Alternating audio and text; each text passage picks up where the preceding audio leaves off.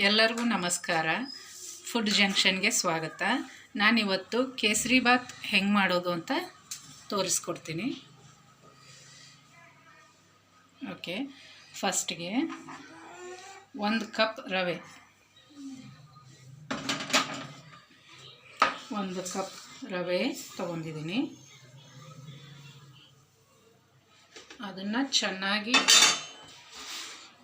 Clean ಮಾಡಿಕೊಂಡು 1 cup ರವೆನ ತೊಗೊಂಡಿದ್ದೀನಿ.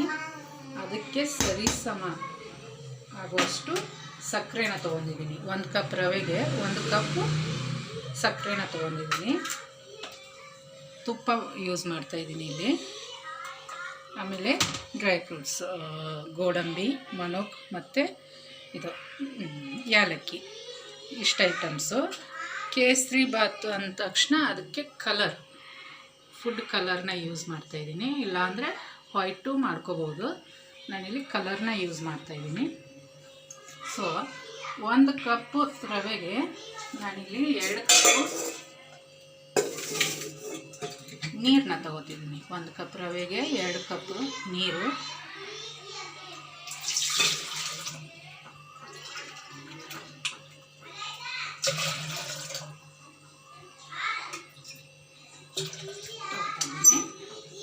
ಈಗ ಇದನ್ನು ಆ ಕಡೆ ಕುದಿಯೋಕೆ ಇಟ್ಬಿಡೋಣ ನೀರನ್ನು.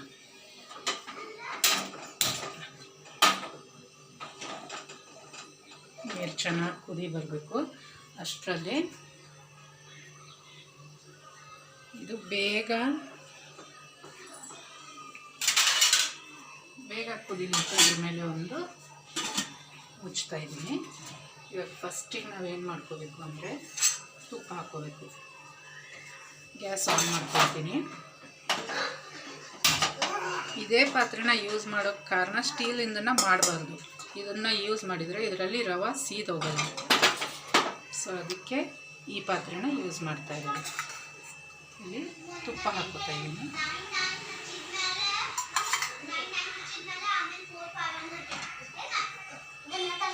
ಜಾಸ್ತಿ ಹಾಕ್ಕೋಬೇಕು ಅಂದರೆ ಚೆನ್ನಾಗಿ ರುಚಿ ಆಗುತ್ತೆ. ಇದು ಚೆನ್ನಾಗಿ ಕಾಯಲಿ.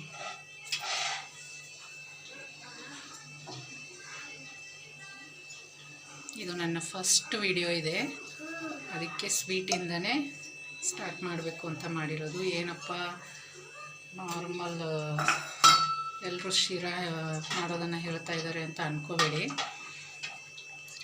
ನಾನು ಕೇಸರಿ ಬಾತ್ ಎಲ್ಲರಿಗೂ ಮಾಡೋಕ್ಕೆ ಬರುತ್ತೆ, ಆದರೆ ಅದು ಉದುರಾಗಿ ಕೈಗೆ ಹತ್ತದೇ ಇರೋ ಥರ ಯಾವ ರೀತಿ ಮಾಡಬೇಕು ಅನ್ನೋದನ್ನು ಹೇಳ್ತಾಯಿದ್ದೀನಿ, ನೋಡ್ಕೊಳ್ಳಿ. ಸೊ ಫಸ್ಟಿಗೆ ಇವಾಗ ನಮ್ಮದು ತುಪ್ಪ ಕಾದಿದೆ. ಅದರಲ್ಲಿ ಡ್ರೈ ಫ್ರೂಟ್ಸ್ನ ಹುರಿತಾ ಇದ್ದೀನಿ.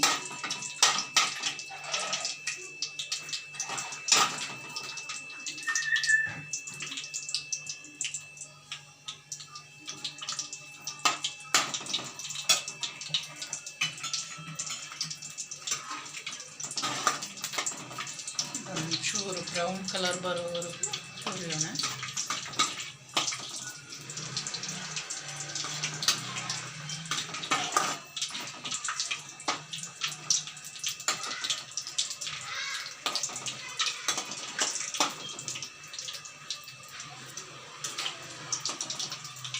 ಕಲರ್ ಸ್ವಲ್ಪ ಚೇಂಜ್ ಆಗ್ತಾ ಇದೆ ಇವಾಗ.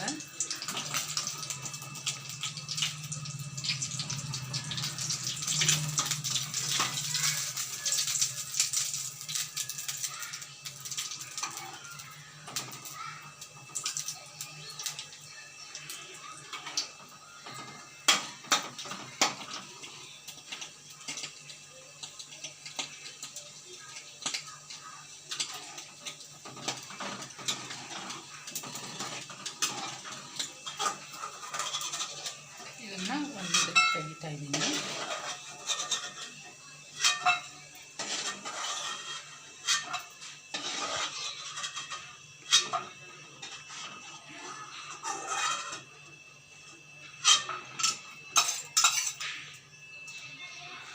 ನೋಡಿ ಈ ಥರ ಹುರಿಬೇಕು.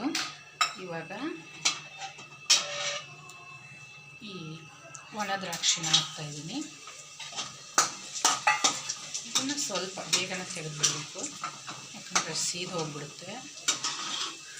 ತುಪ್ಪಕ್ಕೆ ಹಾಕ್ಬಿಟ್ಟಿದೆ.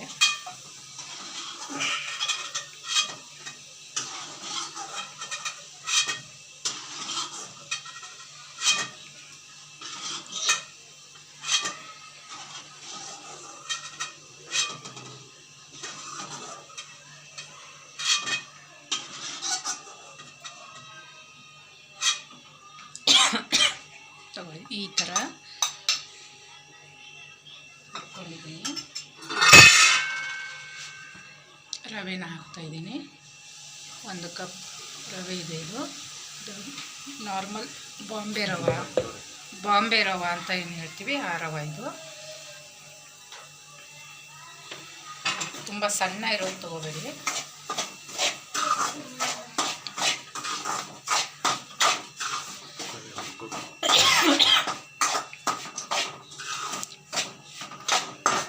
ಇವಾಗ ಕುದೀತಾ ಇರಬೇಕಾದ್ರೆ ನಮಗೆ ತುಪ್ಪ ಜಾಸ್ತಿ ಕಮ್ಮಿ ಆಗಿದೆಯಾ ಇಲ್ಲ ಜಾಸ್ತಿ ಆಗಿದೆ ಅಂತ ಅರ್ಥ ಆಗುತ್ತೆ. ಕಮ್ಮಿ ಆದರೆ ಮತ್ತೊಂಚೂರು ಇವಾಗ ಆ್ಯಡ್ ಮಾಡ್ಕೋಬೋದು.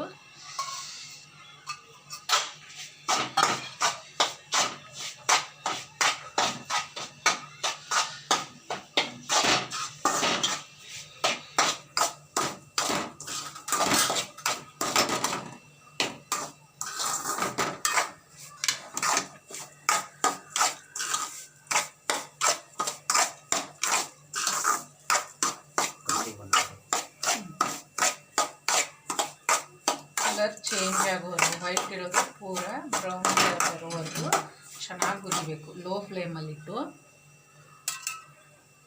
ಯಾವುದೇ ಸ್ವೀಟ್ ಐಟಮ್ ಮಾಡಬೇಕಾದ್ರೆ ತುಪ್ಪನ ಜಾಸ್ತಿ ಯೂಸ್ ಮಾಡಬೇಕು, ಆವಾಗಲೇ ಸ್ವೀಟ್ ಐಟಮ್ ಚೆನ್ನಾಗೋದು. ಹುರಿತಾ ಇದ್ದೀನಿ ನಾನು. ಈ ಥರ ಇರಬೇಕು. ಈ ಥರ ಇದ್ದಾಗ ಇದಕ್ಕೆ ಆಯಿಲ್ ಅಥವಾ ತುಪ್ಪ ಕರೆಕ್ಟಾಗಿದೆ ಅಂತ ಅರ್ಥ.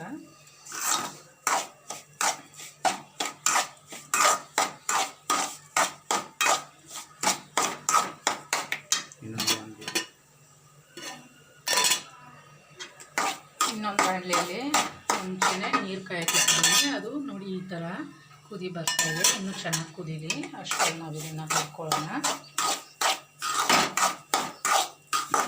ಒಂದು 5-10 ನಿಮಿಷ ಆದರೂ ಉರಿಯುತ್ತೆ.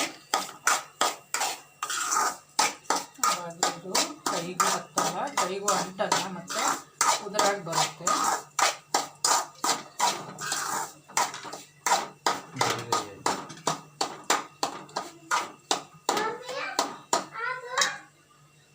ಗರಿಯಾಗಿ ಬರುತ್ತೆ ಚೆನ್ನಾಗಿ ಹುರ್ಕೊಂಡ್ರೆ. ಯಾವುದೇ ಶಿರಾ ಮಾಡೋಕ್ಕೆ, ಕೇಸರಿ ಬಾತ್ ಮಾಡೋಕ್ಕಾದ್ರೂ ಇರ್ಬೋದು, ಇಲ್ಲ ಉಪ್ಪಿಟ್ಟು ಮಾಡೋಕ್ಕಾದ್ರೂ ಇರ್ಬೋದು.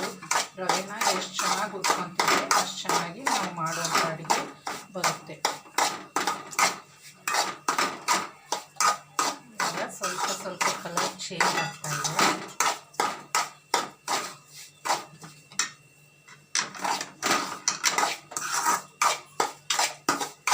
ಗಂಟು ಆಗಬಾರ್ದು, ಅದಕ್ಕೋಸ್ಕರ ಜಾಸ್ತಿ ಹೊತ್ತು ಹುರಿಬೇಕಾಗುತ್ತೆ.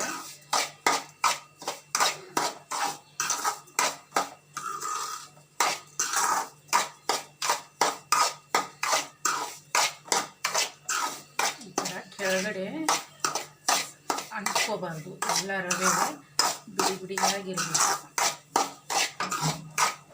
ಆ ಥರ ಹುರ್ಕೋಬೇಕು. ಜೋರಾಗಿಟ್ಟು ಹುರಿದ್ರೆ ಸೀದೋಗ್ಬಿಡುತ್ತೆ. ಸೊ ಹೈ ಫ್ಲೇಮಲ್ಲಿಟ್ಟರೆ ಎಲ್ಲ ಸೀದೋಗ್ಬಿಡುತ್ತೆ ಅಂತ ಲೋ ಫ್ಲೇಮಲ್ಲಿಟ್ಟು, ಇಲ್ಲ ಮೀಡಿಯಮ್ ಆದರೂ ಇರ್ಬೋದು. ನಾನು ಲೋ ಫ್ಲೇಮಲ್ಲೇ ಇಟ್ಬಿಡ್ತಾ ಇದ್ದೀನಿ. ಸೊ ಇದೊಂದು ಅದಕ್ಕೆ ಬಂದಿದೆ. ಇವಾಗ ಇದಕ್ಕೆ ನಾನು ಏನು ಮಾಡ್ತಾಯಿದ್ದೀನಿ ಅಂದರೆ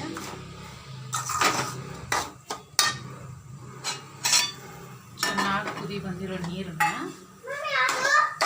ಹಾಕ್ತೀನಿ. ಅದಕ್ಕೂ ಮುಂಚೆ ಇದಕ್ಕೆ ಕಲರ್ನ ಹಾಕ್ತೀನಿ.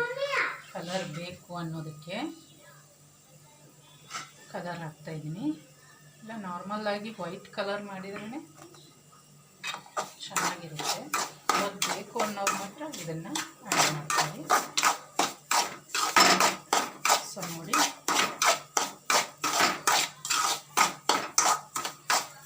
ಓಕೆ, ಇಲ್ಲಿ ಇದೇ ನೀರನ್ನು ತೆಗೆದು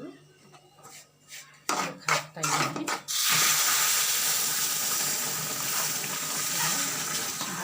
ಇರಲಿ ಒಂದೆರಡು ಸರ್ತಿ ಚೆನ್ನಾಗಿ ಇದ್ರೆ ಅದು ಗಂಟು ಆಗಲ್ಲ, ಕಲರು ಚೆನ್ನಾಗಿ ಮಿಕ್ಸ್ ಆಗುತ್ತೆ. ಇವಾಗ ಇದಕ್ಕೆ ಒಂದು ಕ್ಯಾಪ್ನ ಮುಚ್ಚಿಡೋಣ.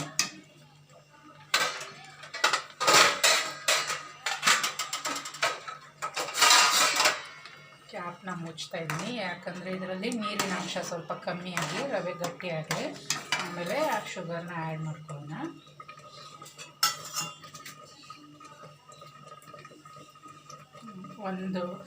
ಇದು 2 ರಿಂದ 3 ನಿಮಿಷ ಸಣ್ಣ ಲೋ ಫ್ಲೇಮಲ್ಲಿಟ್ಟು ಈ ಥರ ಮೇಲೆ ಕ್ಯಾಪ್ನ ಮುಚ್ಚಿಬಿಡಿ. ಅದು ರವೆ ಎಲ್ಲ ನೀರು ಇದನ್ನಾಗಿ ಗಟ್ಟಿಯಾಗುತ್ತೆ. ನೀರು ಕಮ್ಮಿ ಆದಾಗ ಗಟ್ಟಿಯಾಗುತ್ತೆ. ಇದು ಏಲಕ್ಕಿ ನಾನು ಮುಂಚೆನೇ ಸಣ್ಣ ಮಾಡಿ ಇಟ್ಕೊಂಡಿರೋದು. ನೋಡಿ ಇದು ಈ ಥರ ಬಂದಿದೆ, ಗಟ್ಟಿಯಾಗಿದೆ. ಸೊ ಇವಾಗ ಇದಕ್ಕೆ ಏಲಕ್ಕಿ ಪೌಡ್ರ್ ಹಾಕ್ತಾಯಿದ್ದೀನಿ. ಮತ್ತು ಸಕ್ಕರೆನ ಆ್ಯಡ್ ಮಾಡ್ತಾಯಿದ್ದೀನಿ. ಇವಾಗ ಸಕ್ಕರೆ ಇದು ಚೆನ್ನಾಗಿ ಮಿಕ್ಸ್ ಆಗುತ್ತೆ. ನಾವು ತಿರುಗ್ತಾ ಇರಬೇಕು ಕೈಯಿಂದ, ಇಲ್ಲಾಂದರೆ ಗಂಟು ಆಗುತ್ತೆ. ತಿರುಗದೆ ಹೋದರೆ ಗಂಟು ಆಗುತ್ತೆ. ನೀವು ಸಕ್ಕರೆ ಪಾಕ ಮಾಡಿಕೊಂಡು ಈ ಥರ ಶಿರಾ ಮಾಡೋದಕ್ಕಿಂತ ಹಿಂಗೆ ಮಾಡಿದರೆ ಚೆನ್ನಾಗಿ ಮಿಕ್ಸ್ ಆಗುತ್ತೆ ಮತ್ತು ಚೆನ್ನಾಗಿ ಬರುತ್ತೆ. ನಾನು ಆ ಥರನೂ ಮಾಡಿ ನೋಡಿದೆ. ಈ ಥರ ಮಾಡೋದ್ರಿಂದ ನನಗಿದೆ ಈಸಿ ಅನಿಸುತ್ತೆ. ಮತ್ತು ರವೆ ಗಿವೆ ಕೆಳಗೆ ಬಿದ್ದು ಅದು ಇದು ಆಗೋಲ್ಲ. ಸೊ ಈ ಥರ ಮಾಡೋದು ಬೆಸ್ಟು. ಸೊ ಈಗ ನೋಡಿ ಸಕ್ಕರೆ ಕರಗ್ತಾ ಇದ್ದಂಗೆ ಮತ್ತೆ ರವೆ ಏನಾಗ್ತಾಯಿದೆ ಅಂದರೆ ತಿಳು ಆಗ್ತಾಯಿದೆ. ಇದು ಮತ್ತೆ ಗಟ್ಟಿ ಆಗಬೇಕು ಅಂದರೆ ಮತ್ತೆ 1-2 ನಿಮಿಷ ನಾವು ಕ್ಯಾಪ್ನ ಮುಚ್ಚಿ ಬಿಡಬೇಕಾಗುತ್ತೆ. ಸೊ ಇವಾಗ ನಾನೇನು ಮಾಡ್ತಾಯಿದ್ದೀನಿ, ಈ ಡ್ರೈ ಫ್ರೂಟ್ಸ್ನ ಹಾಕ್ತಾಯಿದ್ದೀನಿ. ಜಾಸ್ತಿ ಹುರಿಬೇಕು ಅಂದ್ಕೊಂಡವರು ಜಾಸ್ತಿ ತುಪ್ಪದಲ್ಲಿ ಹುರ್ಕೊಳ್ಳಿ, ಇಲ್ಲಾಂದರೆ ಹಾಗೇನು ಹಾಕೋರು. ನಾನು ಸ್ವಲ್ಪ ಜಾಸ್ತಿನೇ ಹುರಿದಿದ್ದೀನಿ.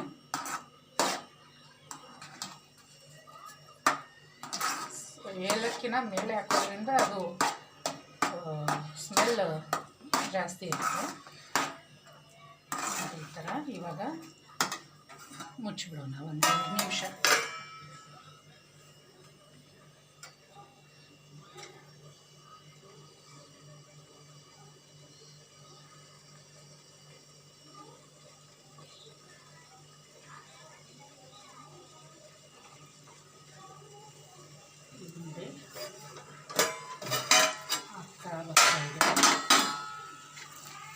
ಚೆನ್ನಾಗಿ ಮಿಕ್ಸ್ ಆಗಿದೆ, ಸಕ್ಕರೆ ಎಲ್ಲ ಕರಗಿದೆ. ಇದು ಕೂಡ ನೋಡಿ ಈ ಥರ ಆಗಿದೆ. ಸ್ವಲ್ಪ ತಣ್ಣಗಾಗೋಕ್ಕೆ ಬಿಟ್ಟರೆ ಅದು ಉದುರಾಗ್ಬಿಡುತ್ತೆ. ಸೊ ಇವಾಗ ನಾನು ಗ್ಯಾಸ್ನ ಆಫ್ ಮಾಡ್ಕೊತಾ ಇದ್ದೀನಿ. ಆಫ್ ಮಾಡಿ ಮತ್ತೆ 1-2 ನಿಮಿಷ ಮೇಲೆ ಕ್ಯಾಪ್ನ ಕ್ಲೋಸ್ ಮಾಡ್ತೀನಿ. ನೋಡಿ ಎಲ್ಲೂ ರವೆ ಅಂಟ್ಕೊಂಡಿಲ್ಲ, ಪಾತ್ರೆಗೆ ರವೆ ಎಲ್ಲೂ ಅಂಟ್ಕೊಂಡಿಲ್ಲ. ಯಾವ ಥರ ಬಂದಿದೆ ಅಂದರೆ ಈಗ ನೋಡಿ ಕ್ಲೀನಾಗೇ ಇದೆ ಪಾತ್ರೆ. ಸೊ ಇಲ್ಲಿ ಬರೋವರೆಗೂ, ಈ ಥರ ಬರೋವರೆಗೂ ನಾವು ರವೆನ ಹುರ್ಕೋಬೇಕಾಗುತ್ತೆ. ರವೆ ಹುರ್ಕೊಳ್ಳೋದ್ರಲ್ಲಿದೆ ಮೇನು. ಸೊ ಈಗ ಕ್ಯಾಪ್ನ ಕ್ಲೋಸ್ ಮಾಡ್ತೀನಿ. ಮತ್ತು 2 ನಿಮಿಷದವರೆಗೂ ಕ್ಲೋಸ್ ಮಾಡೋಣ. ಅದು ಅರಳೋಕ್ಕೆ ಇರಬೇಕಾಗುತ್ತೆ. ಸೊ ಇವಾಗಲೇ ಹಾಕ್ಬೋದು, ಆದರೆ ಅದರಲ್ಲಿ ಇನ್ನೊಂಚೂರು ನೀರಿನ ಅಂಶ ಇರೋದ್ರಿಂದ ಹೀಟಿಗೆ ಅದು ನೀರಿನ ಅಂಶ ಕಮ್ಮಿಯಾಗಿ ಉದುರಾಗಿ ಬರುತ್ತೆ. 1-2 ನಿಮಿಷ. ಇದು ನನ್ನ ಫಸ್ಟ್ ವಿಡಿಯೋ. ನಾನು ಯಾಕೆ ಇದನ್ನೇ ಮಾಡಿದೆ ಅಂದರೆ ಸಿಹಿಯಿಂದನೇ ಸ್ಟಾರ್ಟ್ ಮಾಡಬೇಕು ಅಂತ ಅಂದ್ಕೊಂಡಿದ್ದೆ. ಏನು ಮಾಡಬೇಕು ಅಂದ್ಕೊಂಡಾಗ ಇದನ್ನು ಮಾಡಬೇಕು ಅಂತ ಡಿಸೈಡ್ ಮಾಡಿ ಮಾಡ್ತಾಯಿರೋದು. ಎಲ್ಲರೂ ಲೈಕ್ ಮಾಡಿ, ಸಬ್ಸ್ಕ್ರೈಬ್ ಮಾಡಿ. ನನಗಿನ್ನೂ ತುಂಬ ಐಟಮ್ಸ್ ಬರುತ್ತೆ, ಅದನ್ನೆಲ್ಲನೂ ತೋರಿಸ್ಬೇಕು ಅಂತ ಆಸೆ ಇದೆ. ಮನೇಲಿ ಖಾಲಿ ಕೂರೋದು ನನಗೆ ಬೇಜಾರಾಗ್ತಾಯಿದೆ. ಅದಕ್ಕೆ ಈ ಥರ ಮಾಡೋದ್ರಿಂದ ಆಲ್ರೆಡಿ ಕಲಿತವ್ರಿಗಿದು ಹಳೇದು ಅನಿಸುತ್ತೆ. ಎಷ್ಟೋ ಜನ ಇದನ್ನೇ ನೋಡಿ ಮಾಡೋರು ಇರ್ತಾರೆ. ಸೊ ಅದಕ್ಕೋಸ್ಕರ ನಾನು ಇದನ್ನು ತೋರಿಸ್ತಾ ಇದ್ದೀನಿ.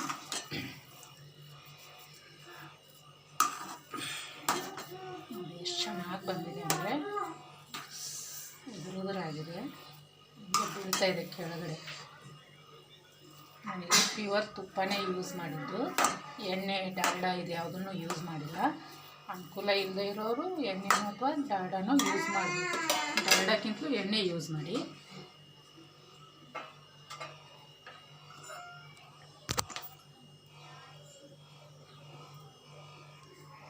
ಸೊ ಇದನ್ನು ಸರ್ವ್ ಮಾಡ್ತೀನಿ ಪ್ಲೇಟ್ಗೆ. ನೋಡಿ,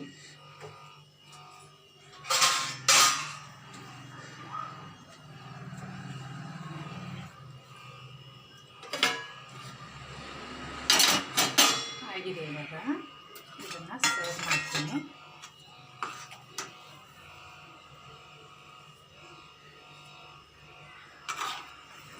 ಒಂದು ಕಪ್ ರವೆಗೆ ಶಿರಾದ ಕ್ವಾಂಟಿಟಿ ಎಷ್ಟಾಗುತ್ತೆ ಅಂದರೆ ಅದರ ಒಂದು ಕಪ್ ರವೆಗೆ 3 ರಿಂದ 3.5 ಕಪ್ಪಷ್ಟು ಕೇಸರಿ ಬಾತ್ ರೆಡಿ ಆಗುತ್ತೆ. ಅಂದರೆ ಇದನ್ನ ಸುಮಾರಾಗಿ ಒಂದು 5-6 ಜನ ತಿನ್ಬೋದು, ಅಷ್ಟೊಂದು ಅಂತ. ಸೊ ಇದಕ್ಕೆ ಇದನ್ನು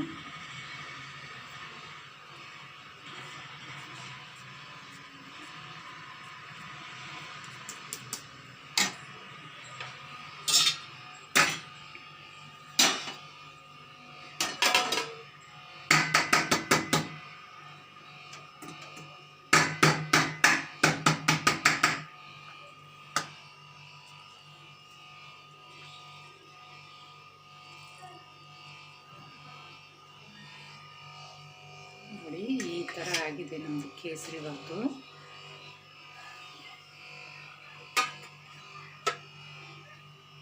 ಚೆನ್ನಾಗಿ ಬಂದಿದೆ. ಒಂದು ಸರ್ತಿ ಮನೇಲಿ ಟ್ರೈ ಮಾಡಿ.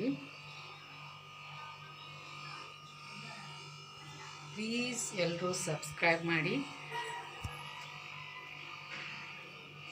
ಲೈಕ್ ಮಾಡಿ, ಶೇರ್ ಮಾಡಿ ಎಲ್ಲರಿಗೂ. Thank you.